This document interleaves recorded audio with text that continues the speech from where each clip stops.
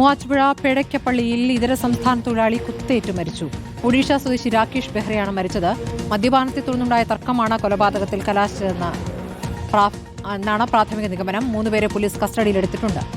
SS Sharan വിവരങ്ങളുമായി. ശരൺ, ഇപ്പോൾ കൂടെയുണ്ടായിരുന്നവർ തന്നെയാണോ കസ്റ്റഡിയിലായത്? സ്മൃതി, കൂടെ ഉണ്ടായിരുന്ന ആളുകൾ തന്നെയാണ് കസ്റ്റഡിയിലായിരിക്കുന്നതെന്നുള്ളതാണ് മനസ്സിലാക്കാൻ കഴിഞ്ഞിരിക്കുന്നത്. എറണാകുളത്ത് ഇതര സംസ്ഥാനക്കാർക്കിടയിലെ കുറ്റകൃത്യം വർദ്ധിച്ചു വരികയാണ്. സമീപകാലത്ത് പെരുമ്പാവൂരിൽ നിന്ന് മാത്രം നിരവധി സംഭവങ്ങളാണ് നമ്മൾ റിപ്പോർട്ട് ചെയ്തിരുന്നത്. ഇതിനിടയിലാണ് ഇപ്പോൾ മൂവാറ്റുപുഴ പേഴയ്ക്കപ്പള്ളിയിൽ ഈ കൊലപാതകം നടന്നിരിക്കുന്നത്. ഇന്നലെ രാത്രിയാണ് ഈ സംഭവം നടക്കുന്നത്. അതായത് ഈ കൊല്ലപ്പെട്ട രാകേഷ് ബെഹ്റ അവിടുത്തെ ഒരു പ്ലൈവുഡ് കമ്പനിയിൽ ജോലി ചെയ്യുന്ന ആളായിരുന്നു. ഇയാൾ താമസ സ്ഥലത്ത് വെച്ച് സുഹൃത്തായ ശരത് മാറിനൊപ്പം ഇരുന്ന് മദ്യപിക്കുകയായിരുന്നു. അങ്ങനെ മദ്യപിക്കുന്നതിനിടയിൽ ചില കാര്യങ്ങൾ പറഞ്ഞുകൊണ്ട് തർക്കത്തിൽ ഏർപ്പെടുന്നു.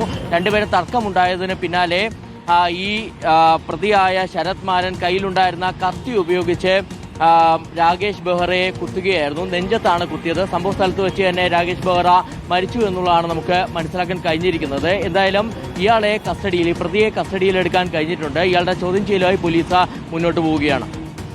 ഇതര സംസ്ഥാന തൊഴിലാളിയാണ് കുത്തേറ്റ് മരിച്ചിരിക്കുന്നത്. മദ്യപാനത്തെ തുടർന്നുണ്ടായ തർക്കമാണ്. മൂവാറ്റുപുഴ പേടയ്ക്കപ്പള്ളിയിലാണ് ഈ സംഭവം. ഒഡീഷ സ്വദേശി രാകേഷ് ബെഹ്റയാണ് മരിച്ചത്.